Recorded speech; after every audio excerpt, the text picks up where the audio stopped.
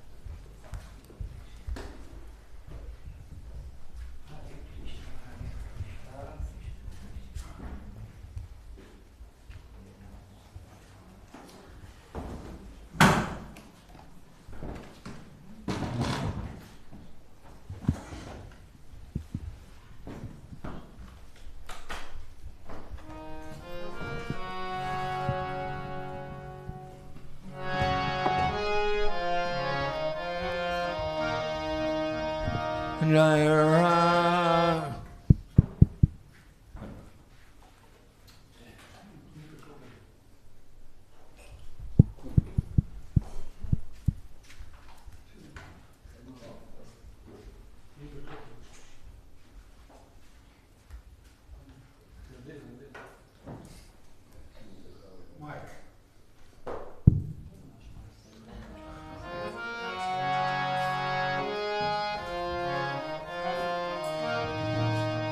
Jaya Radha Madhava, Jaya Kunja Bihari.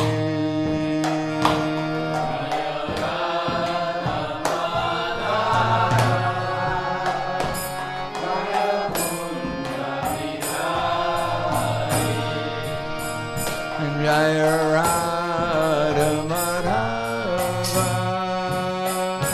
Jaya Kunja Bihari.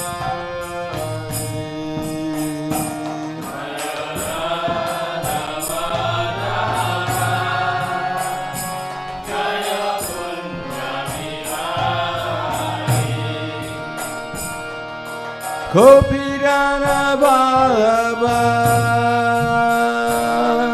Grivadari, Jaya Grivadari.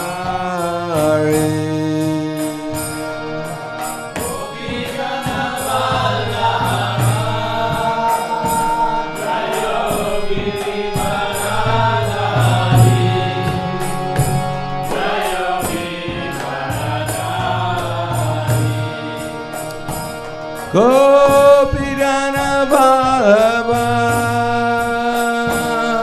Grivadari, Jaya Grivadari.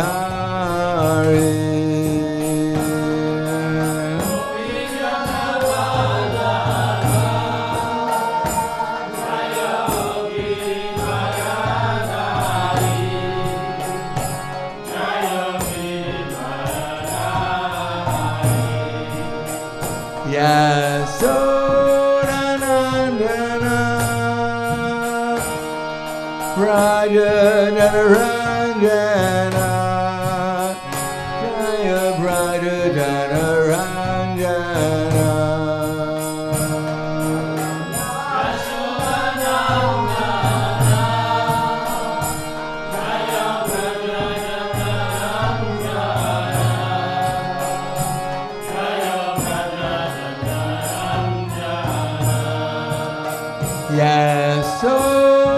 Yasodanandana Brajadanarandana, Jaya Brajadanarandana.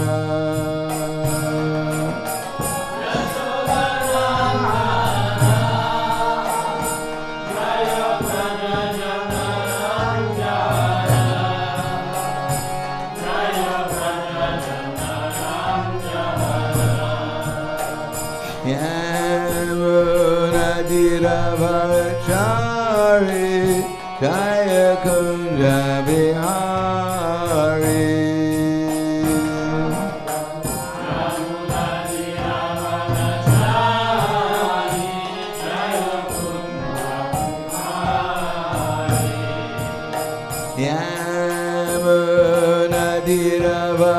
Yamunadiravachari, Jaya Kunja Bihari.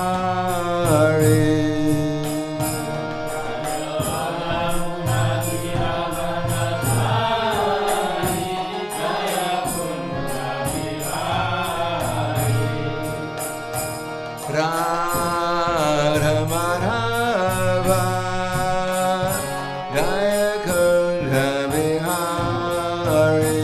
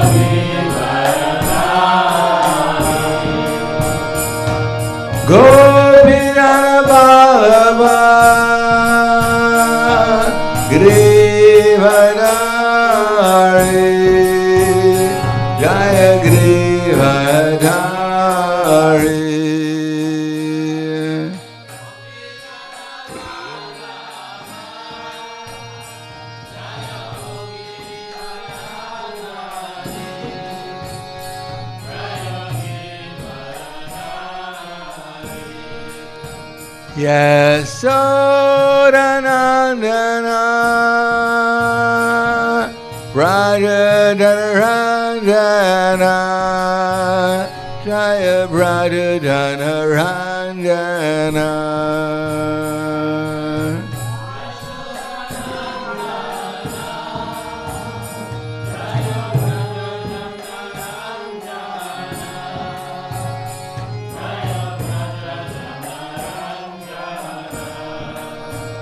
Yasodanandana Brajadanarandana Jaya Brajadanarandana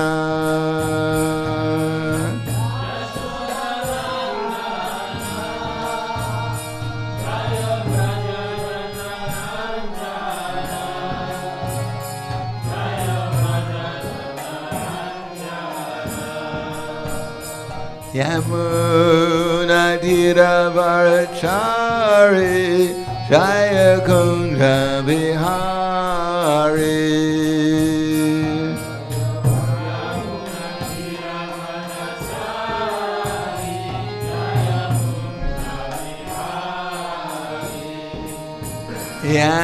Yamuna Tira Varachari Jaya Kunja Bihari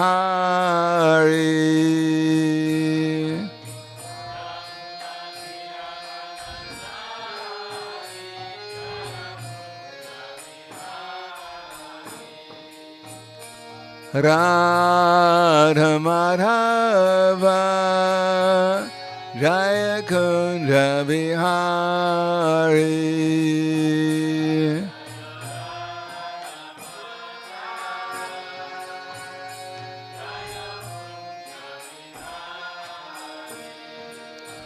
Jaya Radha Madhava Jaya Kunja Bihari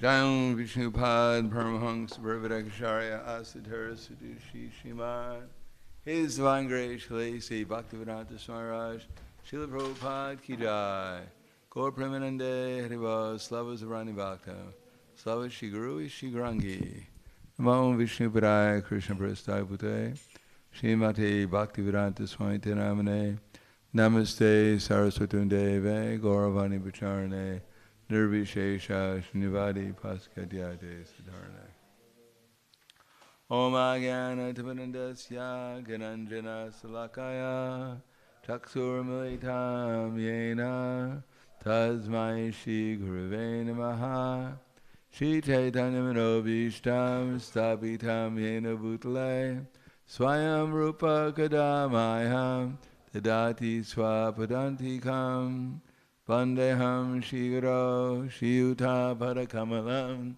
Shri Gurum Vaishnavam Scha Shri Rupam Sagarjatam Sahagana Raganatam Vitam Tam Sajivam Sadvaitam Savadutam Prijana Saitam Krishna Chaitanya Devam Shri Radha Krishna Padan Sahagana Lalita Shri Visakan Vitam Scha Hey Krishna Karna Sindhu Dinabando Dagatpate Gopesha Gopika Kanta Radha Kanta Namostute Tapta Kanchana Gorangi Radhe Vrindavaneshwari Vrishubhanu Sudadevi Pranamami Hari Priye Vanchakapa Trubhyascha Kripa Sindhu Vyevacha Patidanam Bhavanebhyo Vaishnavebhyo Namo Namaha Shri Krishna Chaitanya Pranitananda Shri Advaita Gadadhar Srivasadi Gaur Bhaktivinoda Hare Krishna Krishna Krishna Hare Hare Hare Rama Rama Rama Hare Hare Om Namo Bhagavate Vasudevaya Om Namo Bhagavate Vasudevaya Om Namo Bhagavate Vasudevaya Srimad Bhagavatam, Canto 9, Chapter 8, The Sons of Sagara meet Lord Kapila Dev, text number 23.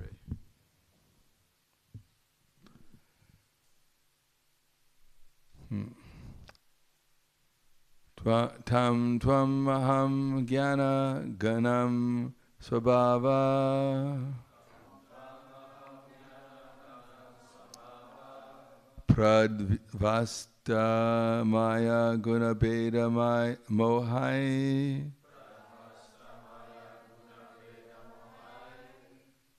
sanandana nadyar munibir vibhavyam katam vimuda paribhavyami tam tam aham jnana ganam svabhava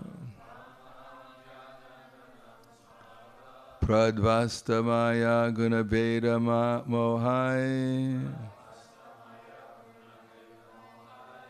sanandanadyar munibhir vibhavyam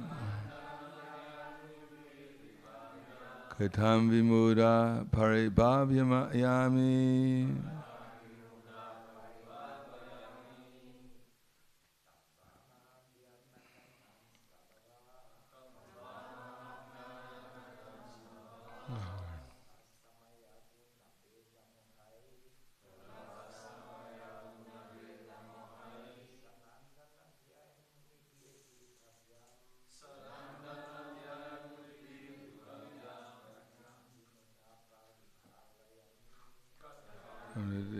paribhavyami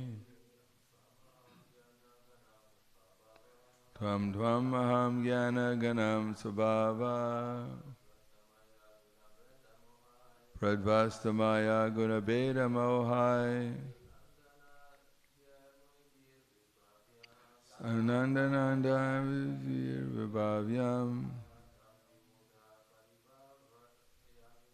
katam vimuda paribhavyamani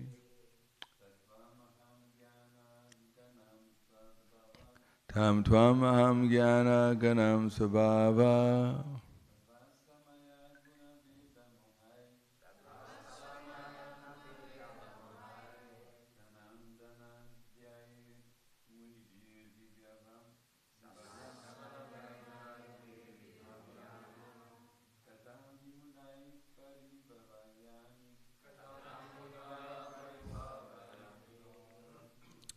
Ladies,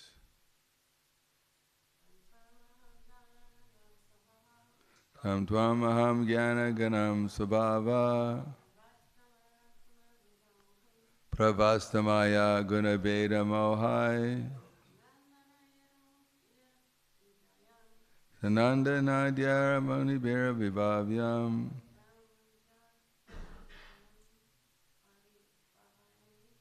katam vibhuda paribhavyamani tam, that personality, tvam, unto you, aham, I, jnana ganam, your lordship who are concentrated knowledge, svabhava, by spiritual nature, pradvasta, freed from contamination, maya guna, caused by the three modes of material nature, beta mohai, by exhibition of the bewilderment of differentiation, sananda adhyay, by such personalities as the four Kumaras, Sanat Kumara, Sanaka, Sanandana, and Sanatana.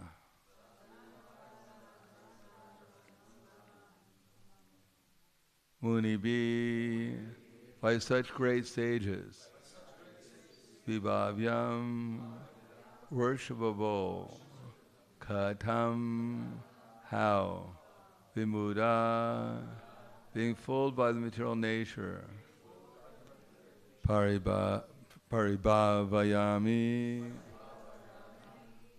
can I think of you? Translation and purport by His Divine Grace, A.C. Bhaktivedanta Swami Srila Prabhupada.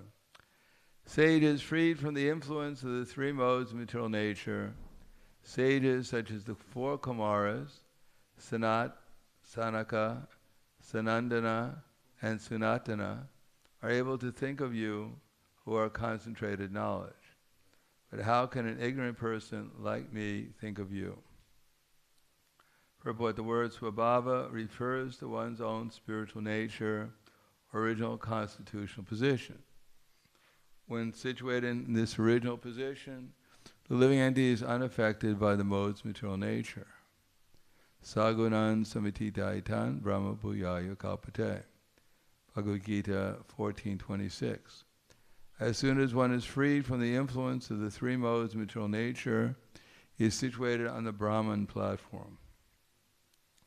Vivid examples of personalities thus situated are the four Kumaras and Narada.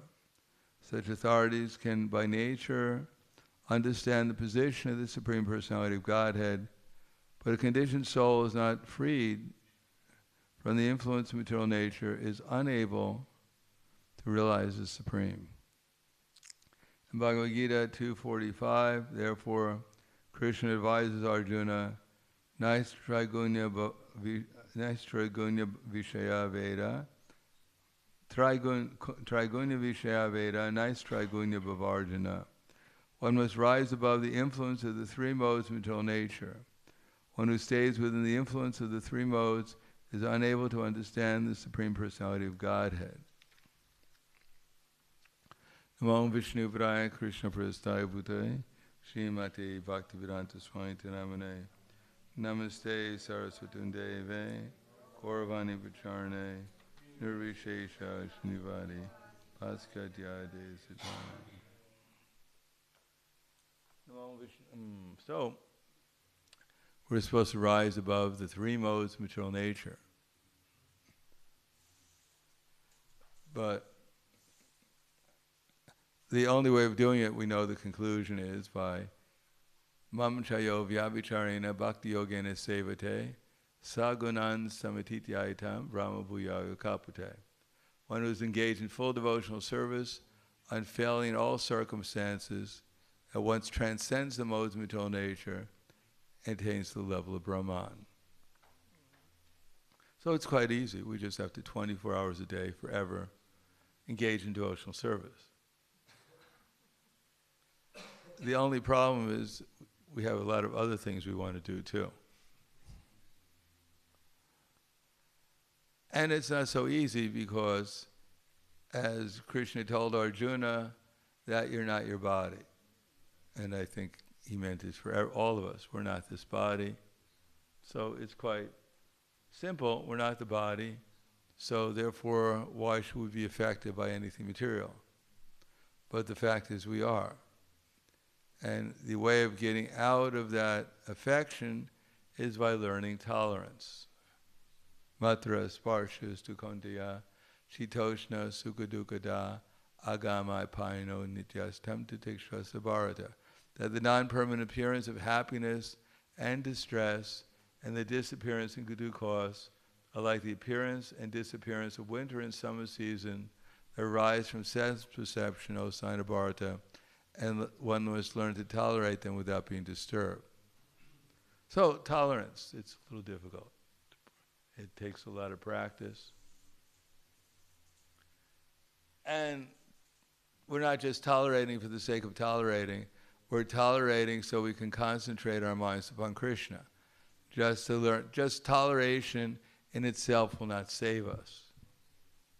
Any more that if you grab hold of a crocodile's jaws and keep holding them, he's not going to eat you. Unfortunately, after some time you might get tired, and when you fall asleep, then you're his next meal. Similarly, trying to control the senses say, do this, and I say no, and they say do this, I say no, and they say do that, and I say no, no, no, no. And finally I say, all right, yes. And then it's all over. Or as they say, the mafia says, give them a deal they can't refuse. So that's our senses and mind. They know exactly what we're looking for, the bottom line. Therefore, one has to practice tolerance and at the same time fix the consciousness upon Krishna.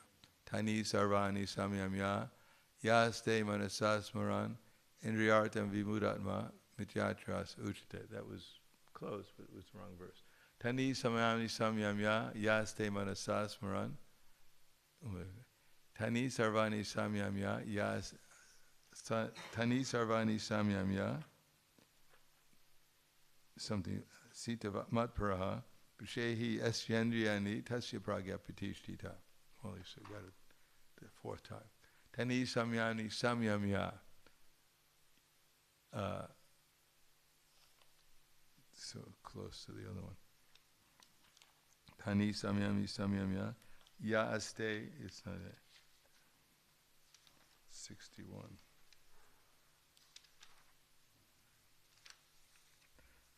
Yukta sita matpara. So,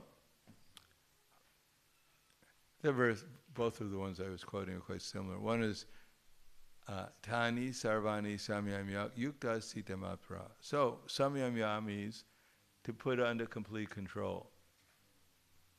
But yukta asita matpara. But in order to do that and not get disturbed or become less disturbed, then yukta, one has to engage in devotional service. One has to connect with Krishna, and that connection is called matparaha.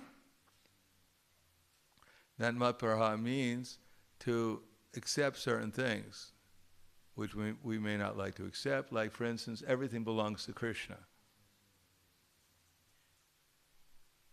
including my body. So whatever we do, we should be asking Krishna, is it all right? Is this what you want me to do? But how often do we do that during the day? We think, does Krishna want me to do this, or Krishna doesn't want me to do? Maybe I should carefully think about what Krishna wants me to do. I don't have time to think. I got to do it. I'm in a hurry. I'll ask him tomorrow. No, in the mode of passion, we're quite a bit in a hurry. In the mode of ignorance, we couldn't care less what Krishna wants us to do. Whatever we do is divine, as far as we're concerned. It's exactly what I'm supposed to do, whatever I feel like doing. And the mode of passion, we don't have time to ask Krishna. In the mode of goodness, well, the mode of goodness is closer to reality. Then we're actually thinking what Krishna wants us to do on the basis of Guru, Sadhu, and Shastra, as well as the inspiration of the super soul within the heart. The inspiration of the super soul within the heart means he gives us the intelligence to see it clearly what Guru, Sadhu, and Shastra is saying. It's not that Guru says something, Sadhu says something, Shastra says something, and I hear a beep, beep, beep, beep. What's going on? What is he trying to say? Hey, a little louder. Beep, beep, beep, beep, beep. No, ultimately it's up to the super soul to tell us what Guru, Sadhana, and Shastra is telling us, or trying to tell us. If the super soul doesn't think we want to hear what Guru, Sadhana, and Shastra is saying, then Krishna doesn't talk to us at all. He doesn't reveal it. Krishna's talking is not just like ordinary talking. Krishna's talking is realization. Because there's no difference between Krishna speaking and reality. It's an experience when we actually hear Krishna. That's called realization. So when we actually become closer to Krishna, then we start realizing, so Guru, Sadhana, and Shastra can talk to us all day long. We won't understand anything. Sure, right. Yeah, sure, okay. Thanks a lot.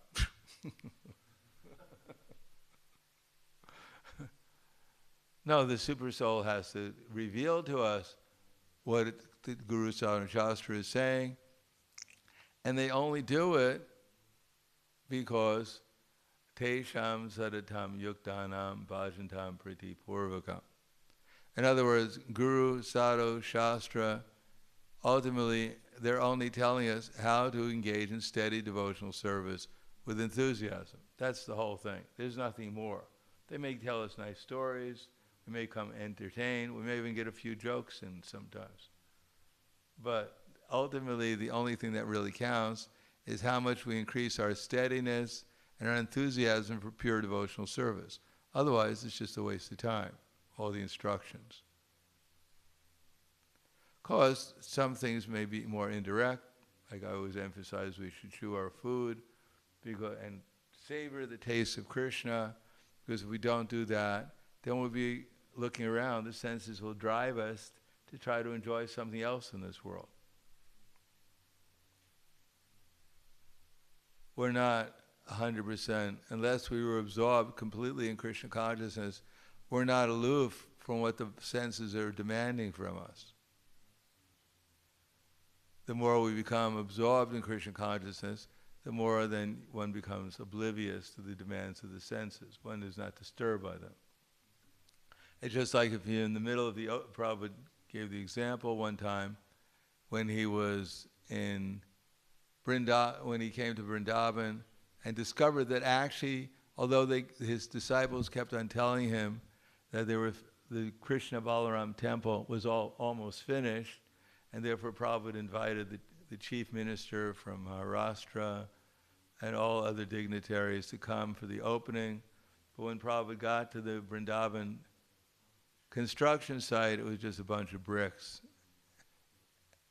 and some stacks of cement. So Prabhupada was not exactly pleased,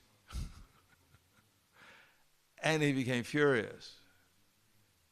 He was so furious, he appeared to be like Yamaraj at the time of devastation, or Shiva dancing the Nataraj, the end of the destruction of the universe. So the devotees Prabhupada was so fearsome that the devotees were hiding, afraid to catch his glance and be burnt to ashes. So finally, after an hour or so, or maybe more, of his fury, Prabhupada went to his room, which was also under construction. It was four walls without a roof. And Prabhupada was doing something in his room, and one devotee came in fearfully because he had to tell Prabhupada something, and Prabhupada was completely calm and collected. Now usually, if we get angry for a couple of hours, I don't know if anyone has ever had that experience, of real anger for a couple of hours, we'd be burnt to ashes ourselves. We'd lie down in the bed and try to recover for the next couple of weeks. Drink a lot of coconut juice, calm down. But Prabhupada was completely calm, undisturbed by the situation. So the devotee was quite surprised, and he asked Prabhupada, how is it possible that you were so furious just a few moments ago and now you're completely calm, as if nothing happened? And Prabhupada said, a pure devotee, he's just like, he's in the depths of the ocean and thinking about Krishna. absorbed in Krishna's name, form, quality, and pastimes. He's absorbed in the spiritual world. He's living in the spiritual world with Krishna. But if one is in the depths of the ocean, then he's not aware of exactly what's going on the surface of the ocean. He may be aware of it, but he's not affected by it. There may be waves, there may be fishes swimming on the surface, there may even be a typhoon or something, a big weather change. But the person in the depths of the ocean is not affected by what's going on the surface. So a pure devotee, he may apparently be effective, but that's simply part of his pastimes for the sake of preaching. But deep inside, he's absorbed in Krishna consciousness, and therefore he's unaffected. But we may not be on that platform, probably we're not, and therefore we can't imitate a pure devotee. Because if we get too much, because we may have some depth of our Krishna consciousness at times, but also we may be skimming the surface, and therefore get affected by what's going on externally around us. And if it becomes too overwhelming, then we may take shelter of something other than Krishna consciousness. We may call out to Mommy, Mommy, help me, save me. Like the pilots, they have this black box on these airplanes, and before the plane crashes, they recorded the last words of the pilot, and in most of the cases, the pilots, right before the plane crashes, they call out, Mommy! But Mommy can't help. They don't call out Krishna. Krishna can help, but they don't know that. Nete vidu swartikatimi Vishnu, and therefore they take shelter of the wrong thing. Durashaya, bahya artamani na.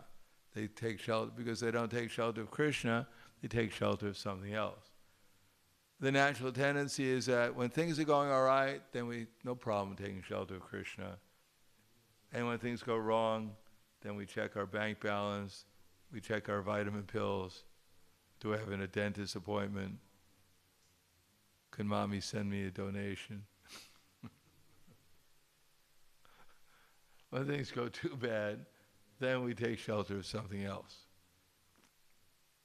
And it's natural, it's not like we think about it. It just spontaneously happens. Even Draupadi, when she was being disrobed by Dushashan, she had one hand holding the robe and one hand up in the air calling out for Krishna. She didn't trust Krishna enough to put both hands up till she figured out it's not going to work.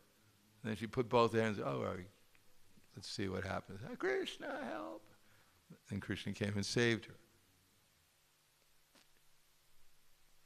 So whether we know it or not, we have one hand on our sari, one hand on our dhoti, and we're calling out, Hare Krishna, help!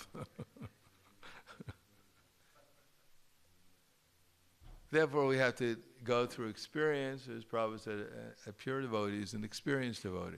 We have to go through experience where we put a little trust in Krishna, and we see what the result is, whether Krishna actually helps us a little bit more when we put a little bit more trust in him. Or as Prabhupada writes in the Bhagavad Gita,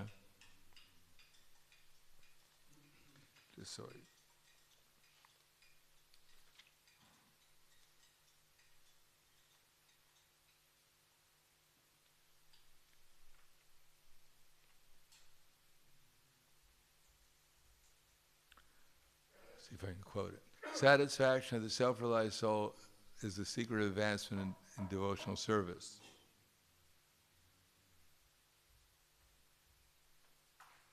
Inquiries and submission constitute the proper combination for spiritual understanding. Unless there is submission and service, inquiries from the learned spiritual master will not be effective. A lot of words there, but I don't know if we caught that. Submission and service. So now it's describing how to satisfy the spiritual master. Inquiries and submission constitute the proper combination for spiritual understanding. So we have to be a little inquisitive, like who's Krishna, who I am, little things, trying to answer questions like that. How can I get out of these miseries, material existence? Sanatana Goswami. And submission. We can ask all the questions I want. We get all the answers, and I say, well, thanks a lot.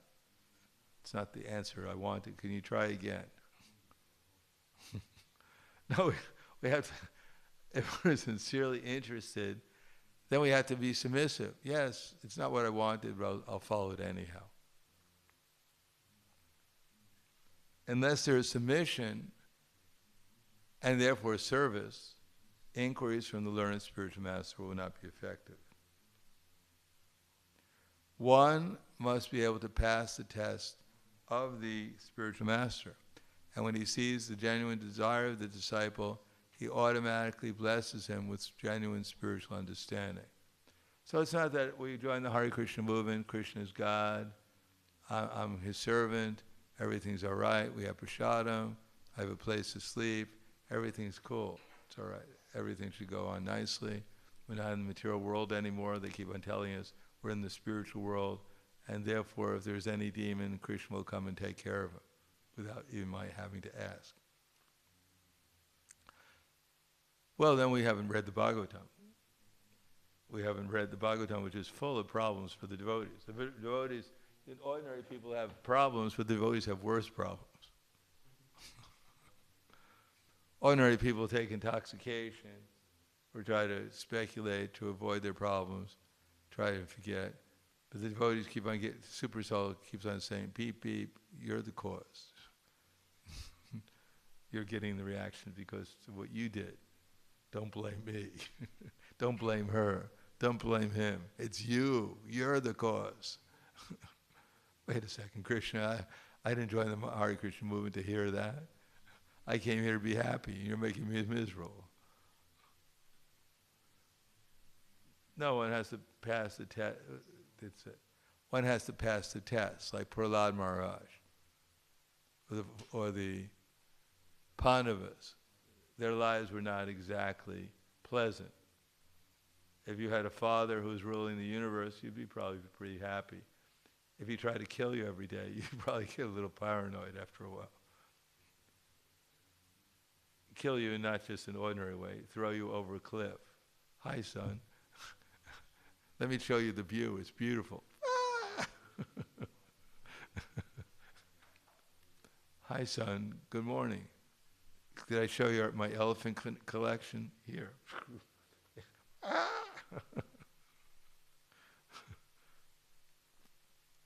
So Hiranyakashipu was constantly, every day, trying to kill Prahlad Maharaj. So that's a test, whether Prahlad Maharaj is able to maintain his Krishna consciousness and finally say to his father, Father, I give up, I surrender, no more. You're God. No, Prahlad Maharaj said, you're a rascal, you're a fool, my dear father. You're the super Buddha. You're the super fool. He never gave up his connection with Krishna, nor did the Pandavas, even they lost everything. They were in the forest. Imagine you're being the emperor of the world, and then suddenly you lose everything. One throw of the dice, and you don't have anything. You have to live in Tivoli Park for 14 years and eat the acorns that fall off the tree. Hopefully they're organic at least.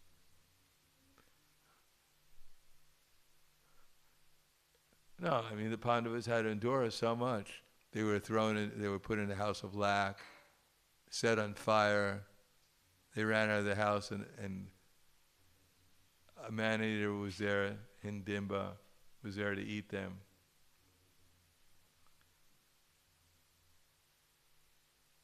They were on the battlefield, everyone throwing atomic bombs at them. It was a difficult life.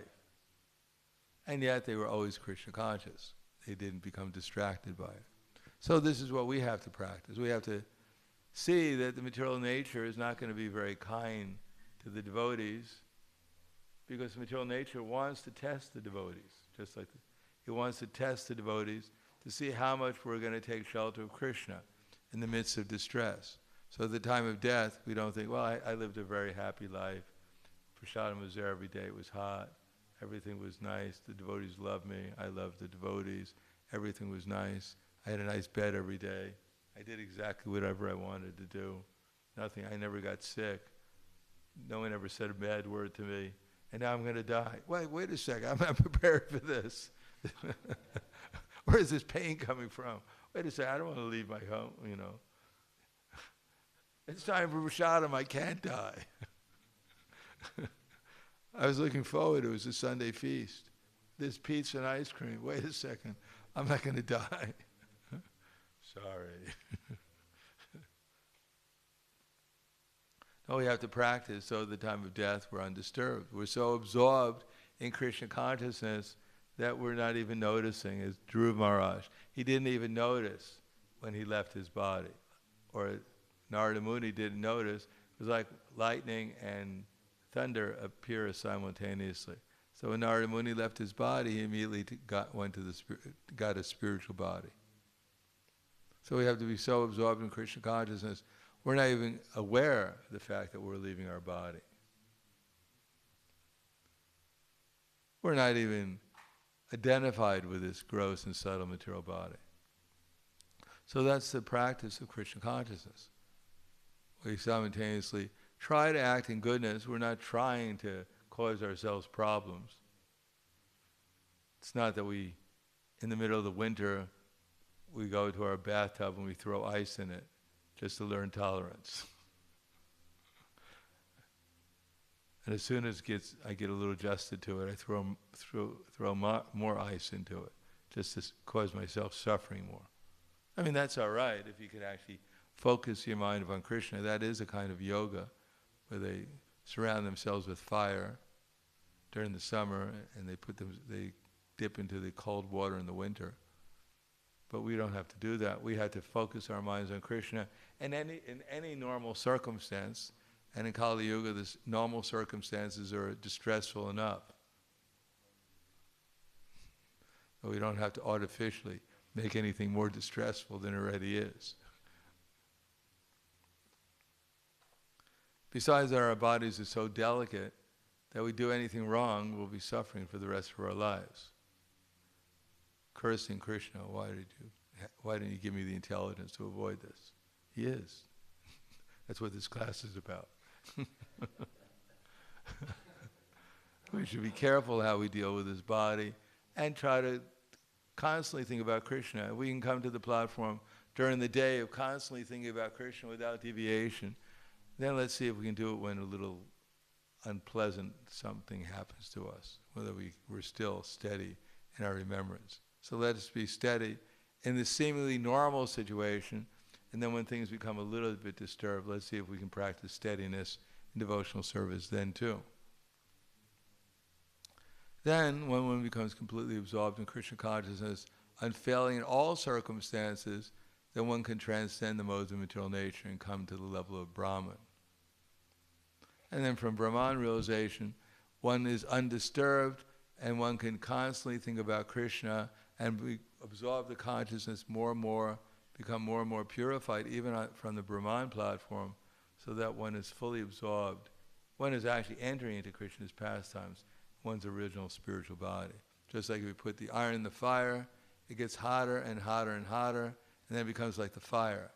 So when the soul is always remembering Krishna, never forgetting him, then Krishna comes closer and closer, and our spiritual consciousness, our spiritual identity, our spiritual body manifests itself till one day we wake up and realize who we actually are and we start doing what we're actually supposed to be doing.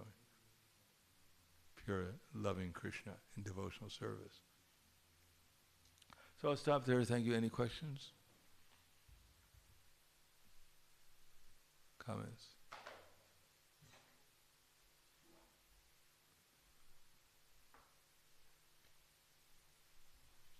Yes.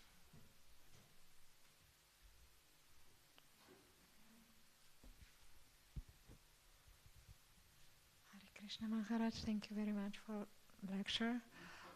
Rada bi vas vprašala, zanimivo, ne, jaz še nisem to razmišljala, da kako Krišno vprašati čez dan, kaj bi pa ti naredil, kaj pa ti misliš. Was that in English? Yes. Yeah. Sprashava means question. Yes, yes. At least I understand some of it. I never ask myself in the... Ja. Dajte mi priložnost, da se majčka naučim angliško. Ja. Ja. Slisha means to hear. Slisha, to hear. Yeah. I never... Resuming, to understand.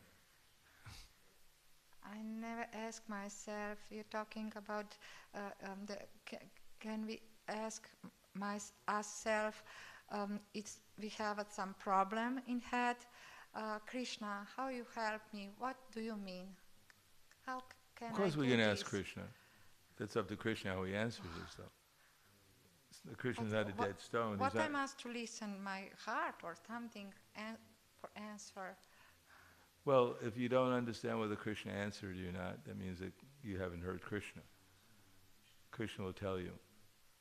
The best way you can tell you is he's telling us all the time. Just like, what do you have in your hand? What do you have in your hand right now? Microphone. Microphone. So who told you that? Krishna. Well, it wasn't me. Did you whisper her? It was.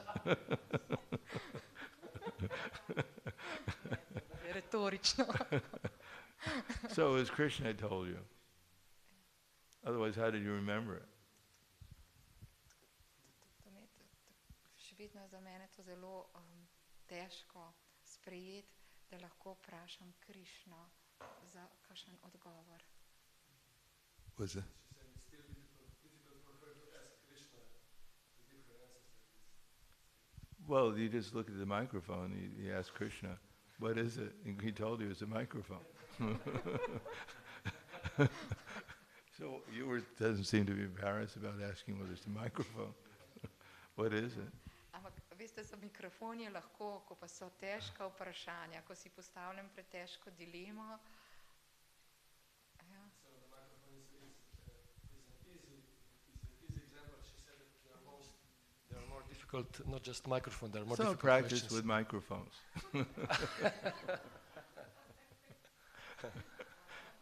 Then you get some, like sometimes we try to remember something, like what does this mean in such and such language? What is the word for this? We can't remember, and then we're praying. What do? We're desiring.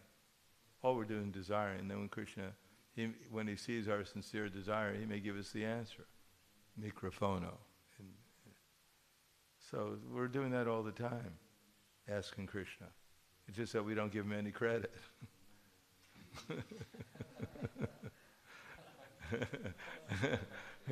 He's talking to us all the time, telling everything we're doing, he's telling us. So, but when it comes to something difficult, we think, well, Krishna, this is beyond you. I don't want to bother you because you may give me an answer I don't want to hear. So just, take. It's Chaturmasya right now. Take a rest, Krishna. No, we don't believe that Krishna in our hearts are going to tell us. We should go before the deities and tell, as Prabhupada said, we should tell the deity, this is my problem. Tell them, just wait for them to answer it. See if they're not, hey Krishna, this is my problem. You got 5 minutes, I'm in a hurry. You do want prasadam today, don't you? No, we go before the deity and we say, this is my problem, if you can kindly help me. Similarly, the super soul in the heart, we ask him something, and then Krishna says, well, look here, Krishna may give us a hint, look up in Bhagavad Gita, or ask this devotee. Krishna can help us. We may not be qualified to hear him directly, but he tells us how we can hear him indirectly, which is as good as hearing him directly. If we're sincere, if we ask, how can I find the answer to this?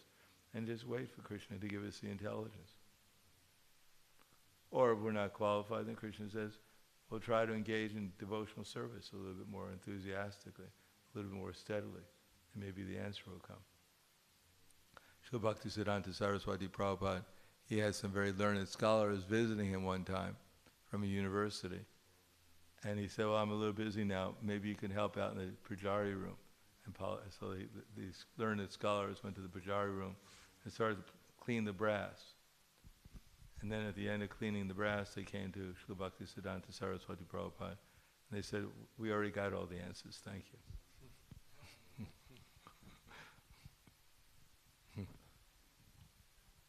Anything else? Yes.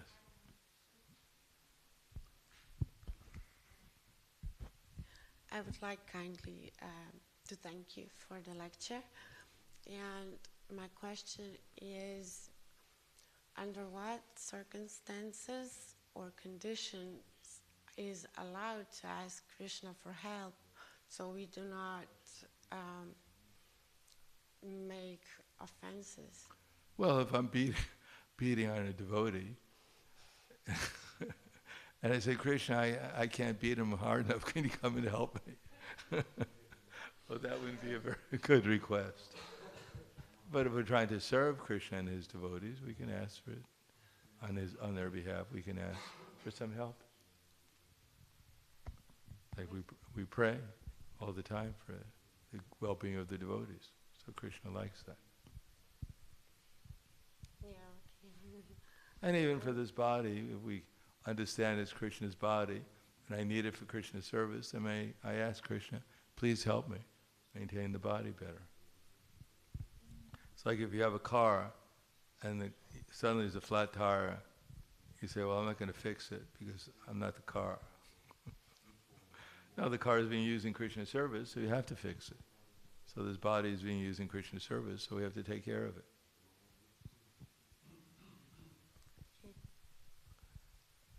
Anything else? Wala, Grantaraj Srimad Bhagavatam ki jai, Srila Prabhupada ki jai, Gaur Premanande.